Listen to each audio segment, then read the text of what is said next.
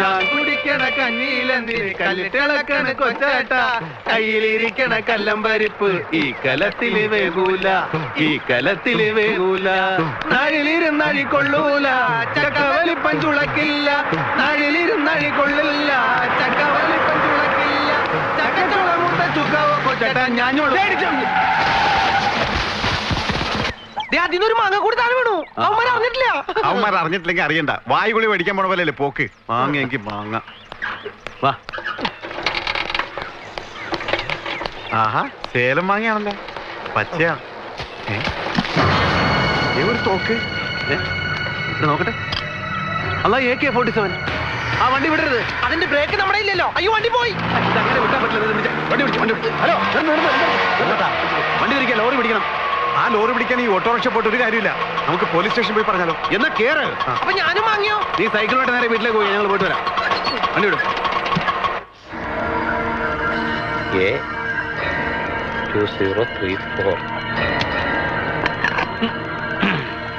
AK-47 ഉള്ളത് പറഞ്ഞാൽ ഞാനിത് നേരെ ചൊവ്വയെ കാണുന്നത് നല്ലപ്പോഴാ. അന്നേരമല്ലേ ഓരോ അവന്മാര് ചക്കയ്ക്കകത്തും മാങ്ങയ്ക്കകത്തും വെച്ച് ഒലത്തുന്നത്.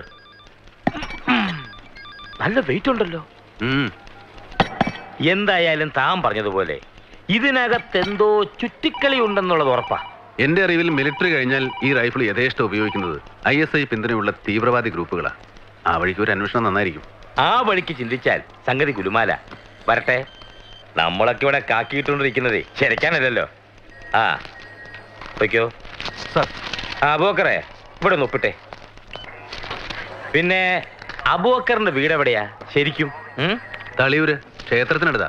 ആഹാ, ആ, എന്തായാലും താൻ ചെയ്തത് വലിയൊരു കാര്യമാണ്. ഒരുമാനപ്പെട്ടവരാണെങ്കിൽ ഇങ്ങനെ വല്ലതും കിട്ടിയാൽ വല്ല ആക്രിക്കടയിലും കൊടുത്ത് കാശ് മേടിക്കും. പക്ഷെ താനൊരു പട്ടാളക്കാരനായതുകൊണ്ട് കാര്യത്തിന്റെ ഗൗരവം മനസ്സിലാക്കി. Anyway, thank you Subedar. ഇത് ഞാനങ്ങനെ വെറുതെ വിടില്ല. SP കറിയാച്ചൻ അതിരെ കയറി കളിച്ചവനെ മണിക്കൂർ വെച്ച് ഞാൻ പൊക്കിയിരിക്കും. Thank you sir.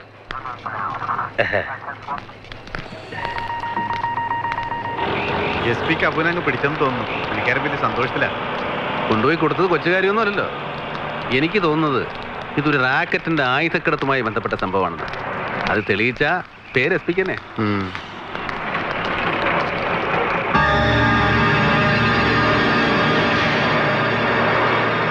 ഇത് ആ ലോറി തന്നെ. അതെ,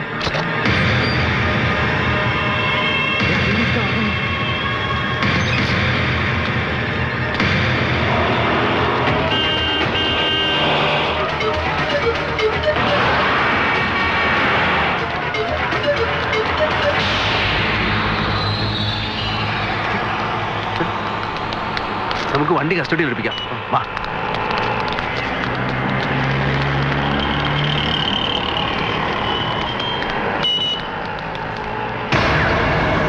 എനിക്കൊന്നും കേൾക്കണ്ട. സാധനം സുരക്ഷിതമായി എത്തിക്കേണ്ടത് നിന്റെ ഉത്തരവാദിത്വമാണോ? അതെ, പക്ഷെ എന്റെ കയ്യിൽ നിന്ന് അങ്ങനെ തെറ്റ് പറ്റില്ലെന്ന് സാറിനറിയാലോ. എടാ, ഇപ്പൊ പറ്റിയില്ലേ? ഇത് മച്ചാങ്കളിയൊന്നുമല്ല. ഒരു പിഴവ് പറ്റിയ പിന്നെ തല കാണില്ല. ചുമ്മാ ഒന്നും അല്ലല്ലോ. ലക്ഷക്കണക്കിന് രൂപ വാങ്ങി ഞണ്ണിട്ടല്ലേ. ഇതിപ്പോ ഭാഗ്യം കൊണ്ട് ആ പട്ടാളക്കാരന്റെ കൈ കിട്ടി. അവൻ എന്റെ കൈ കൊണ്ട് തരികയും ചെയ്തു. അവനൊരു മൊണ്ണ. ഇല്ലെങ്കിലോ എന്റെ പാറമാതാവേ, നിന്റെ കൃപ ഇല്ലെങ്കി ഇപ്പൊ അനുഭവിച്ചേനെ.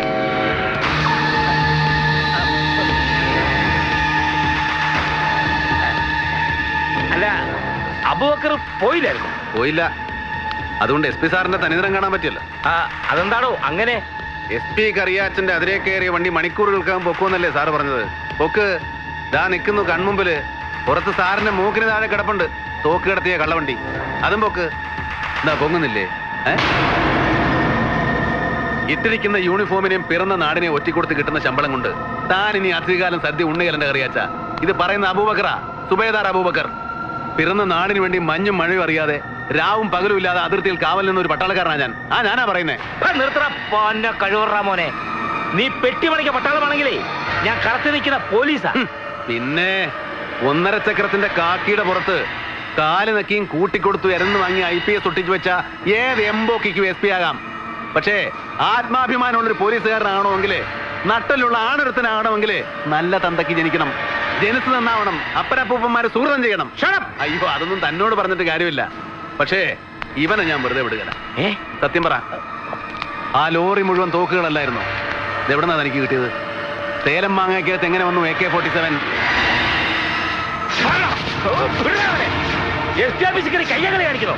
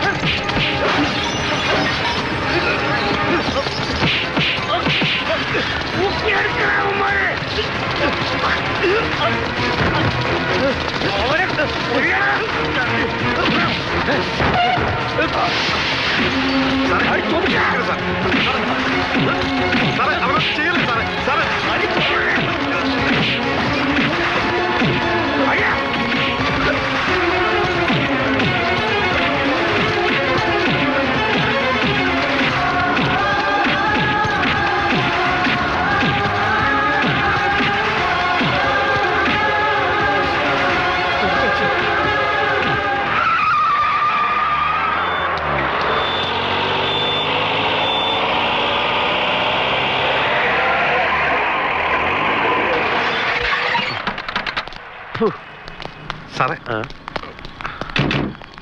സാർ അബു അകത്തുണ്ട്. ഒരു സോഡ വാങ്ങിക്കും. ചെല്ലടാ. നോർത്തി സാറ് പറഞ്ഞ SP കേൾക്കുവോ? അത് MLA തന്നെ വരണോ? ഞാൻ പറഞ്ഞ SP മൂത്രം ഒഴിക്കും. എന്നാ വന്നാട്ടെ സാർ. അല്ലല്ല, അത് വേണ്ട. ചിലപ്പോ MLA ഓവർടേക്ക് ചെയ്തു എന്ന് തെറ്റുമായിരിക്കും. ഓ. ഹലോ സാർ, ഫോൺ പോക്കറ്റിലെ. ആരാണപ്പോ? ഹലോ.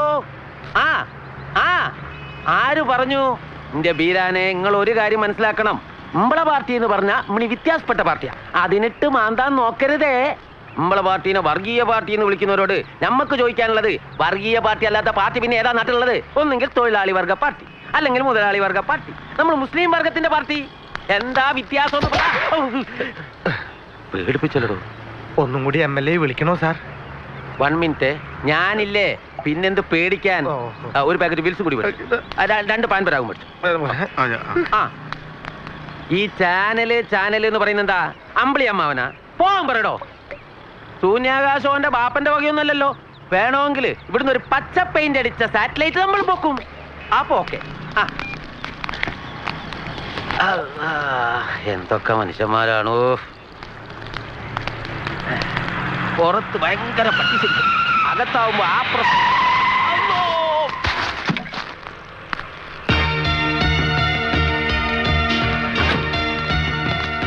അബുവിനെ എങ്ങനെയെങ്കിലും രക്ഷിക്കണം സാർ. സാറിന് കുടിക്കാൻ തീരും. ഒന്നും വേണ്ട, നിങ്ങൾ വിഷമിക്കണ്ട. അങ്ങനെ വാദിയെ പിടിച്ച് പ്രതിയാക്കുന്ന പണി എന്റെ മണ്ഡലത്തിൽ നടക്കില്ല. ഞാൻ നേരത്തെ വന്ന കാര്യങ്ങളൊക്കെ ശരിയാക്കി. എങ്കിൽ താനിവിടെ പുറത്ത് വെക്ക്, ഞാൻ SP കണ്ടിട്ട് വരാം.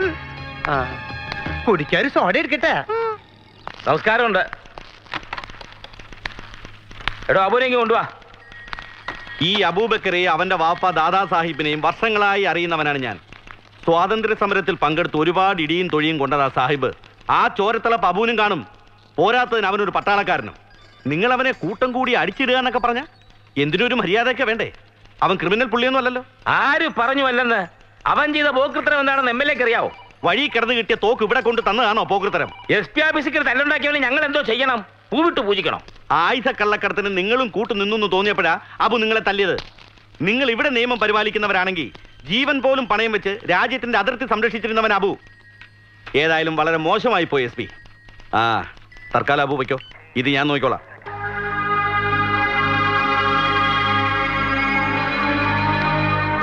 പിന്നെ എന്റെ മണ്ഡലത്തിന്റെ പരിധിയിലാണ് ഇത് സംഭവിച്ചിരിക്കുന്നത്. 24 മണിക്കൂറിനുള്ളിൽ ആ ആയുധക്കടത്തിന്റെ ഉറവിടം കണ്ടെത്തിയിരിക്കണം.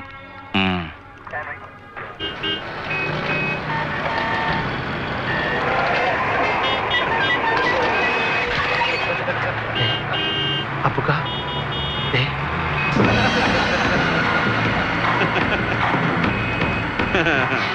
പട്ടാളക്കാരനെ പറ്റിച്ചതിന്റെ ചെലവല്ലേ നേതാവേ?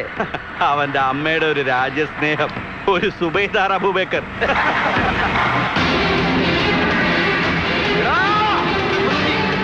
എന്റെ മോനെ വിടില്ല ഞാൻ.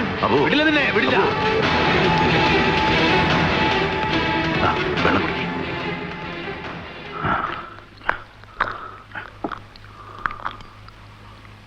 ഓമൂട്ടിനെ എനക്ക് മറക്കാൻ കഴിയുന്നില്ലല്ലേ? ഈ മറക്കരുത്.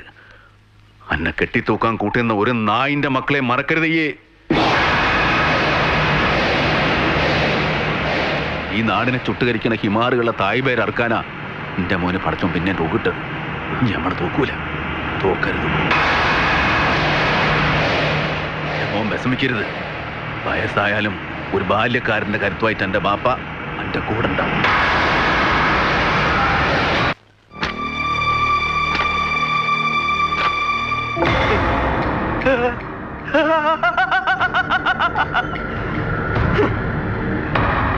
നിനക്കെന്താടാ വട്ട് പിടിച്ചോ?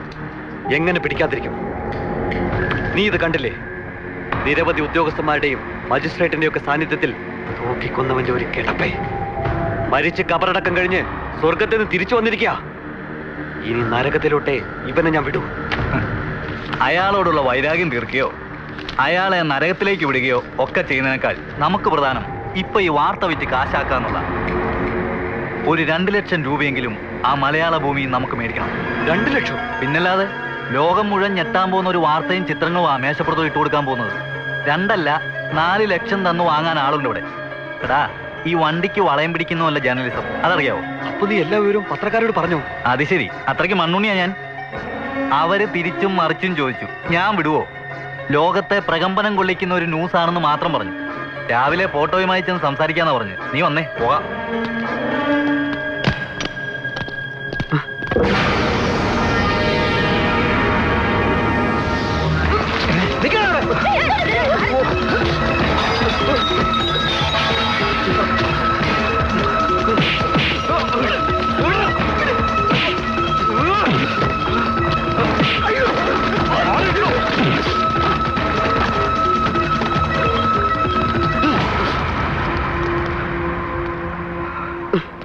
കൂടപ്പറപ്പിനെ പോലെ കൂടെ കൊണ്ടു നടന്ന് എന്നോട് തന്നെ ഇത് ചെയ്യണവടാ. നന്ദി കേട്ടവനെ.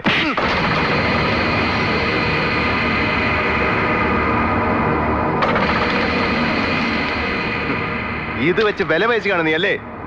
ഞങ്ങളുടെയൊക്കെ ജീവൻ പണയം വെച്ച് നിനക്ക് പണക്കാരനാവണം അല്ലേ? നിനക്ക് കാശാണ് വേണ്ടെങ്കിൽ എന്നോട് ചോദിക്കാനില്ലടാ പട്ടി. ഡോക്ടർ സാറേ, ഈ പടങ്ങൾ കൊടുത്ത് കാശ് വാങ്ങുന്നതിന്റെ സുഖം നിങ്ങൾക്ക് മനസ്സിലാവില്ല. ഇത് നഷ്ടപ്പെട്ട എന്റെ ജീവിതത്തിന്റെ വിലയാ, അറിയോ? ഇന്നലെ വരെ ജോൺ സാർ പറയുന്നല്ല എന്തും ഞാൻ കേട്ടിരുന്നു. അതുകൊണ്ടാ സാറ് പറഞ്ഞപ്പോ ആംബുലൻസ് എടുത്ത് ഞാൻ ഓടിയത്. പക്ഷേ ആരെ രക്ഷിക്കാനും നിങ്ങൾ എന്നെ ഉപയോഗിച്ചെന്നറിഞ്ഞപ്പോ എനിക്ക് പുച്ഛമാ ഡോക്ടർ ജോണിനോട് തോന്നിയത്. പരമപുച്ഛം. നാട് ചുട്ടരിച്ച ഒരു രാജ്യദ്രോഹിയെ ഇരുചെവി അറിയാതെ കൊലക്കാരന് മുമ്പിൽ നിങ്ങൾ രക്ഷപ്പെടുത്തിയല്ലോ. ആ കച്ചവടത്തിൽ എന്താ നിങ്ങളുടെ ലാഭം? നിർത്താ. നീ ഞങ്ങളെ കുറിച്ച് എന്താ കരുതിയത്? രവി, നീ സത്യം അറിയാതെയാ സംസാരിക്കുന്നത്. നീ കരുതുന്നൂലൊന്നുമല്ല കാര്യങ്ങൾ. അബു നിരപരാധിയാ. നിരപരാധി അബൂബക്കറിന് മാർക്കിടാൻ എനിക്ക് നിങ്ങളുടെ ഒന്നും സർട്ടിഫിക്കറ്റ് വേണ്ട, എന്റെ അനുഭവം മതി. ബുദ്ധിയുറക്കാത്ത പെങ്ങളെയും കൊണ്ട് തളിയൂർ ശങ്കരമഠത്തിൽ ഭജനമിരിക്കാൻ പോയതാ എന്റെ അമ്മ. തളിയൂർ ഭഗവതിയുടെ ആറാട്ടിന്റെ അന്ന് മകൾക്ക് വേണ്ടി പ്രാർത്ഥിക്കാൻ പോയ അമ്മ പിന്നെ മടങ്ങി വന്നിട്ടില്ല. ആനക്കൊട്ടിലെ തകർന്നു വീണ മേൽക്കുരയ്ക്ക് താഴെ തലയില്ലാതെ കിടന്ന എന്റെ അമ്മയുടെ ജഡമ പിന്നെ ഞാൻ കാണുന്നത്. ചികിത്സിച്ചാൽ മാറുമായിരുന്ന എന്റെ പെങ്ങളുടെ ബുദ്ധിഭ്രമം മുഴുഭ്രാന്തായി മാറി. അവനാ ആ ദ്രോഹി ഇതിനെല്ലാം കാരണം. എന്റെ ജീവിതമാവൻ തകർത്തത്. രണ്ടാമത് അവന്റെ കഴുത്ത് തൂക്കുകയറിട്ട് മരണം വരെ തൂക്കുന്ന എനിക്ക് കാണണം. രവി, നിന്റെ മനസ്സെനിക്ക് അറിയാൻ കഴിയുന്നുണ്ട്. പക്ഷേ നിനക്കറിയൂ, തളിയൂര ബോംബ് സ്ഫോടനത്തിൽ നിന്റെ അമ്മയെ പോലെ തന്നെ എന്റെ ഭാര്യയും മരിച്ചതാ. എന്നിട്ടും ഞാൻ അബൂബക്കറെ രക്ഷപ്പെടുത്താൻ ശ്രമിക്കുന്നു. എന്തുകൊണ്ട്? ഒരു നിമിഷം അത് നീ ആലോചിക്കും. നീ അറിഞ്ഞു വെച്ചതൊന്നും സത്യമല്ല രവി. ലോകം മുഴുവൻ അബൂനെ കുറ്റവാളി എന്ന് വിളിച്ചാലും ഞങ്ങൾക്കതാവില്ല. കാരണം ഞങ്ങൾക്ക് സത്യം അറിയാം. എന്ത് സത്യം? അബൂബക്കർ ആനക്കൊട്ടിൽ ബോംബ് വെക്കുന്നത് നേരിട്ട് കണ്ടതാ ശങ്കരമഠത്തിലെ ആത്മസ്വരൂപ സ്വാമികള്. സ്ഫോടനത്തിന്റെ പിറ്റേന്ന് ആശ്രമത്തിലെ പ്രഭാഷണത്തിൽ സ്വാമി അത് പറയുകയും ചെയ്തു. അതിനപ്പുറം എന്ത് സത്യമാണ് നിങ്ങൾക്ക് പറയാനുള്ളത്? ശങ്കരമഠത്തെ പറ്റിയും ഇനി കള്ളക്കഥ ഉണ്ടാക്കണോ? ഞങ്ങൾ പറഞ്ഞൊന്നും കള്ളക്കഥയല്ല. ശങ്കരമഠത്തെക്കുറിച്ച് ആർക്കും എതിരഭിപ്രായമില്ല. പക്ഷേ സ്വാമി ആത്മസ്വരൂപൻ അയാൾ ആരാണെന്ന് നിനക്കറിയൂ? ഹരിയോ, നാം വൈകിയോ? ലേശം. ദൈവത്തിന്റെ സ്വന്തം ആളായതുകൊണ്ട് ക്ഷമിച്ചിരിക്കുന്നു. SP എമാനെ കണ്ടില്ലല്ലോ. മൂപ്പരുടെ വണ്ടി ഹോട്ടൽ സീക്കിങ്ങിന് മുന്നിൽ കിടക്കണുണ്ട്. മെസ്സേജ് എത്താറായോ? അതൊക്കെ എത്തിക്കഴിഞ്ഞു. കറിയാച്ചനോട് വന്നിട്ട് സംസാരിക്കാം. വന്നു എന്ന് തോന്നുന്നു. ആ സപ്പർ പറഞ്ഞ സ്ഥലത്ത് ഇപ്പൊ RDX എത്തിച്ചിട്ടുണ്ടാവും. അത് സ്വാമിയുടെ കയ്യിൽ ഏൽപ്പിച്ച പിന്നെ അയാളുടെ പണി കഴിഞ്ഞല്ലോ. അതെ, അത് കഴിഞ്ഞുള്ളതാണല്ലോ തല പോണ പണി. നമസ്കാരമുണ്ട്. ദൈവത്തിന്റെ സ്വന്തം നാട് കാണാൻ പാക്കപ്പലെ കുറെ സായിപ്പന്മാരെത്തിയിട്ടുണ്ട്. അവർക്ക് KTDC വക ഡിന്നർ ഹോട്ടൽ സീക്കിങ്ങിൽ. പാക്കപ്പലെന്ന് സാധനം പൊക്കിയെടുക്കാൻ കുറെ പാടുപെട്ടു. പിന്നെ ഈ കാക്കിയുടെ ബലം കൊണ്ട് കാര്യങ്ങൾ കുഴപ്പമില്ലാതെ നടന്നു എന്ന് പറയാം. പിന്നെ സ്വാമിയെ, ആശ്രമത്തിലേക്ക് പൂക്കൾ തരുന്ന കടയിലെ 2 കൂടുകളിൽ നമ്മുടെ സാധനം അടയാള വിട്ടിട്ടുണ്ട്. ഇനി കംപ്ലീറ്റ് സ്വാമിയുടെ തിരുശിരസില. പൊന്നമ്പുരാനെ വിളിച്ചോണ്ട് പണി തുടങ്ങിക്കും. എന്റെ പെട്ടി എവിടെ? ദേ അതിലൊന്നും തനിക്കാ.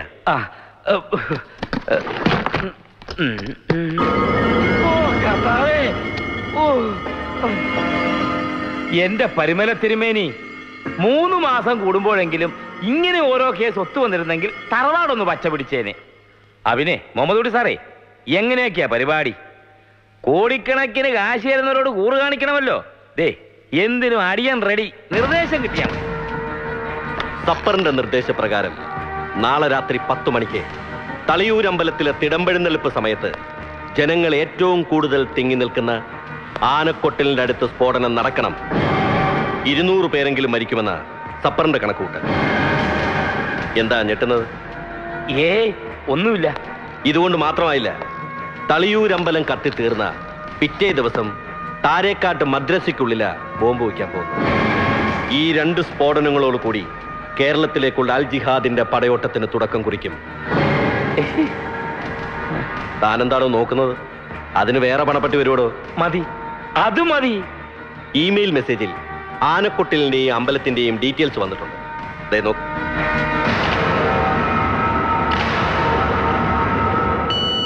സപ്പറിന്റെ മെസ്സേജ് അനുസരിച്ച് ക്ഷേത്രത്തിൽ ബോംബ് വയ്ക്കുന്നവർ സ്വാമിയെ വന്ന് കാണും.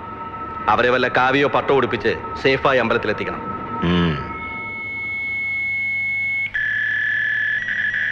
Voice mail. തികച്ചും ഗുരുതരമായൊരു പിഴ നിങ്ങൾക്ക് സംഭവിച്ചിരിക്കുന്നു. അബൂബക്കർ എന്ന പട്ടാളക്കാരൻ മിലിറ്ററി ഇന്റലിജൻസിന് അയച്ച കത്ത് അള്ളാഹുവിന്റെ കാരുണ്യം കൊണ്ട് നമ്മുടെ കൈവശം കിട്ടിയിട്ടുണ്ട്. വിശ്വാസവഞ്ചന, കൈപ്പിഴ, അൽ ജിഹാദ് ഈ തെറ്റുകൾക്ക് ഒരിക്കലും മാപ്പ് നൽകില്ല. ആയതിനുള്ള പരമാവധി ശിക്ഷ അള്ളാഹുവിന്റെ പേരിൽ സപ്പർ നടപ്പാക്കി കഴിഞ്ഞു. കരുതലോടെ നീങ്ങുക. അൽ ജിഹാദിന് വേണ്ടി നിങ്ങളുടെ സപ്പർ. ഈ പട്ടാളക്കാരൻ ആ ദാദാ സാഹിബിന്റെ മോനല്ലേ? പിന്നല്ലാതെ. ഈ ഹമുക്കിനെ കൊണ്ട് തോറ്റല്ലോ. കുട്ടി സാറേ, ആ പ്രിന്റ് ഔട്ട് ഇങ്ങെടുത്തേ. ഇനി ആ കഴിവുറ മോനെ വെറുതെ വിട്ടാൻ പറ്റില്ല.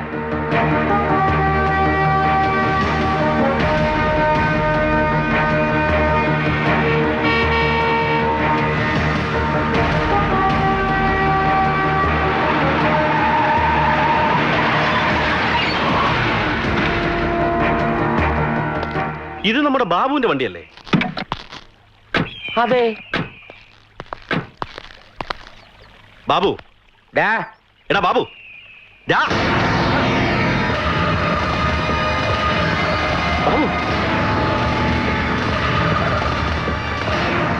ഇപ്പൊ മനസ്സിലായോ സപ്പറിന്റെ വിധി എന്താണെന്ന്?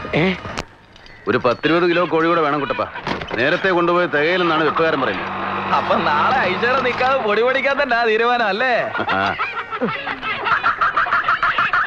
ഈ ക്ഷയരോഗം പിടിച്ച കോഴികളെ കൊണ്ടുപോയിട്ട് എന്തോന്ന് പൊടി പഠിക്കാനാ? ശരിയാ, വെറും എല്ലും തോലും മാത്രമേ ഉള്ളൂ. ഇതുങ്ങളെ ഈ ഹിന്ദി നടികളെ പോലെ സ്ലിം ബ്യൂട്ടി അവൻ നോക്കുന്നുണ്ടാ. ഇത് കണ്ട പൂജാഭദ്ര സ്റ്റൈൽ പിടി. ഒരു കുട്ട ഉണ്ടായിരുന്നെങ്കിൽ എല്ലാത്തിനെയും കൂടെ അതിലിട്ട് കൊണ്ടുപോകായിരുന്നു. കാർഗിൽ കുന്നിലൂടെ വലിയ പാറ്റൻ ടാങ്കും തോളിലേറ്റി പാകിസ്ഥാനിലേക്ക് പുല്ലുപോലെ നടന്നു പോയിട്ടുള്ള ആളെ അബുക്ക. പിന്നെയാണ് നിന്റെ 3-4 കോഴി. പട്ടാളത്തെ പിടിച്ച് കളിക്കരുത് കേട്ടോ കുട്ടപ്പ. നാളെ രാവിലെ കല്യാണത്തിന് നേരത്തെ എത്തിക്കണം കേട്ടോ. ഓ,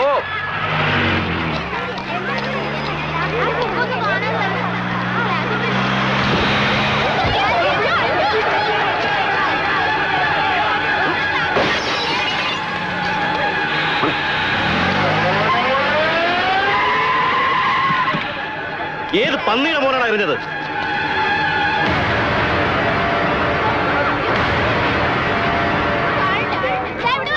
എറിഞ്ഞത് ഞാനാ. പള്ളിക്കൂടത്തിന് മുമ്പിൽ കൂടെയുള്ള വഴിയായത്. മര്യാദയ്ക്ക് നോക്കി വണ്ടി ഓടിക്കണമെന്ന് ട്രാഫിക് പോലീസുകാർ ചുമന്ന മഷി കൊണ്ട് അവിടെ വരച്ചു വെച്ചിട്ടുണ്ട്. അതൊന്നും നോക്കാതെ പാഞ്ഞങ്ങ് പോവാൻ ഈ പഞ്ചായത്തിനോട് ഒരു പന്നിയുടെ മോന് സ്ത്രീധനം കിട്ടിയതല്ല. നിലം തൊടാതെ പറക്കല്ലേ നാട്ടുകാരെന്നൊക്കെ. തന്റെയൊക്കെ തൽസ്വരൂപം വെളിവരാൻ ഇനി അധികം കാലം വേണ്ടി വരികയല്ല. അധികം വിസ്തരിക്കാതെ, ഇത് നീ മിലിറ്ററി ഇന്റലിജൻസിന് അയച്ച പെറ്റീഷൻ അല്ലേ?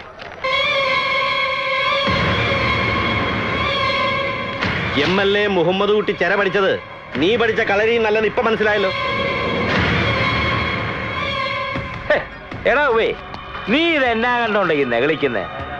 അന്ന് നിന്നെ പോലീസ് സ്റ്റേഷനിൽ നിന്ന് ഞാൻ കൊല്ലാതെ വിട്ടതേ ഈ MLA പറഞ്ഞിട്ടാ. നീ പിന്നെ എന്നാ വിളുത്താനാ മിലിറ്ററിക്കാർക്ക് ഈ കോപ്പ് അയച്ചത്? സ്വാതന്ത്ര്യ സമരത്തിൽ വടി പിടിച്ചെന്ന് പറഞ്ഞൊരു തന്തയും പട്ടാളത്തിൽ പാട്ടുരുട്ടെന്ന് പറഞ്ഞൊരു മോനും. ഈ ഇന്ത്യ മഹാരാജ്യം നിന്റെ ഉമ്മയ്ക്ക് ഇഷ്ടദാനം കിട്ടിയതാണോ? ഇത് ഇവിടം കൊണ്ട് നിർത്തിയേക്കണം. ഇനി കിടന്ന് വിളഞ്ഞാൽ കറിയാച്ചന്റെ തനിക്കൊണം നീ അറിയും. ശരിയാ, അന്ന് ഞാൻ ഓഫീസിൽ വന്ന് കാണുമ്പോ എനിക്ക് കറിയാച്ചൻ സാറിന്റെ ഒരു ഗുണം അറിയില്ലായിരുന്നു. പക്ഷെ ഇപ്പോ കാഞ്ഞിരപ്പള്ളി ചക്രാമ്പറമ്പുകാരുടെ മുഴുവൻ ഹിസ്റ്ററി എനിക്ക് ബൈഹാർട്ടാ. ആ ഉള്ളത് പറഞ്ഞ തന്റെ അപ്പന്റെ ഉപ്പാപ്പന്റെയും കാര്യം വെച്ച് നോക്കുമ്പോ ഞാൻ എത്രയോ പരിശുദ്ധ.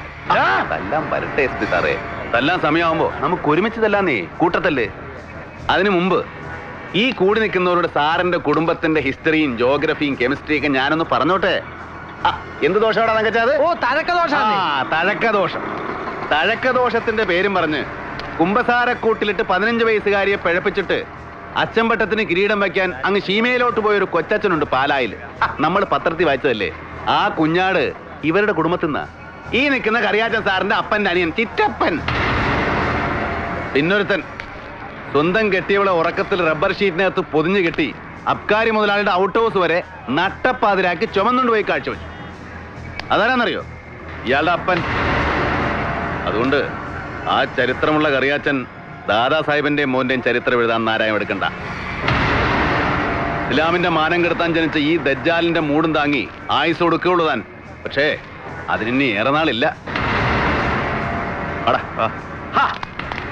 ഒന്ന് നിക്കുന്നേ. പോലീസ് സൂപ്രണ്ടിനെ MLAയും പരിപാടിയും നിർത്തി വേർപ്പിച്ചിട്ട് നീ അങ്ങ് ഷൈൻ ചെയ്യലോടാ മോനെ. എന്നിട്ട് ചുമ്മാ അങ്ങോട്ട് പോയാലോ? ഈ കറിയാച്ചനും ഇത്തിരി സമയം താ. കൊള്ള പൊലയാടി മോനെ.